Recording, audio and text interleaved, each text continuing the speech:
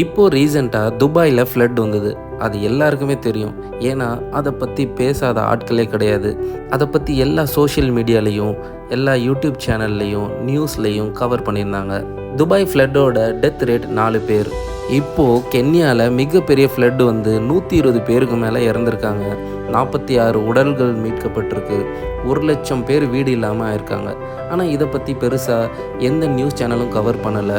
நானும் சர்ச் பண்ணி பார்த்தேன் கென்யா ஃப்ளட்ஸ் இன் தமிழ்னு. எந்த யூடியூப் சேனலும் அதை பற்றி பெருசாக பேசலை. எந்த நியூஸ் சேனல்ஸும் பெருசாக அதை பற்றி கவர் பண்ணல. துபாய் ஒரு பணக்கார நாடுங்கிறதுனால அதுக்கு அவ்வளோ அட்டென்ஷன் க்ரியேட் ஆனிச்சா? இது ஏழை நாடு, பொருளாதாரத்தில் ரொம்ப பின்தங்கிய நாடு கென்யான்றதுனால யாரும் இதை பற்றி அதிகம் பேசலையா? இதை பற்றி பெரிய சேனல்கள்லாம் ஏன் பேசணும்னு நான் சொல்ல வரேன்னா, எங்கேயாவது கென்யா ஃப்ளட் ரிலீஃப் ஃபண்டுங்கிற வார்த்தையை நம்ம பார்த்தா அதை கடந்து போகாமல் ஏதாவது ஒரு வகையில் அவங்களுக்கு உதவி பண்ணுங்கிற எண்ணம் வரும்.